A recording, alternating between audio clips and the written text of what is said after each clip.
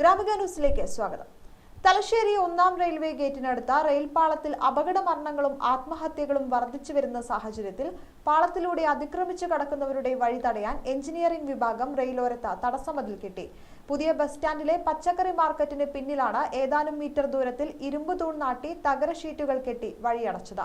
ഇവിടുത്തെ പരിസരവാസികളും സമീപത്തെ സ്ഥാപനങ്ങളിൽ എത്തേണ്ടവരും പാളം മുറിച്ച് മറുവശത്തെത്താൻ വർഷങ്ങളായി ഉപയോഗപ്പെടുത്തിയിരുന്ന എളുപ്പവഴി ഇതോടെ അടഞ്ഞു. റെയിൽവേ സ്ഥലത്താണ് തടസ്സമതിൽ കെട്ടിയത്.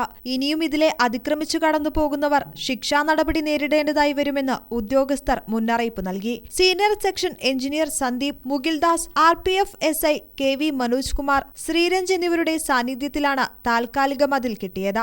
ഇരട്ടപ്പാളം വന്നതോടെ അപകട സാധ്യത കൂടിയെങ്കിലും പാളത്തിന് സമീപത്തെ പലരും ഇതൊന്നും ഗൗനിക്കാതെ റെയിൽ മുറിച്ചു കടക്കുന്നത് ഇവിടത്തെ പതിവ് കാഴ്ചയാണ്. ഇത്തരക്കാരിനി മുതൽ തൊട്ടപ്പുറത്തെ ഓവർബ്രിഡ്ജ് ഉപയോഗിക്കണമെന്നാണ് അറിയിപ്പ്. ഇവിടെ മാത്രമല്ല എവിടെയും പാളം മുറിച്ചു കടക്കാൻ പാടില്ലെന്ന് ഉദ്യോഗസ്ഥർ പറഞ്ഞു. ഗ്രാമിക ന്യൂസ്, തലശ്ശേരി.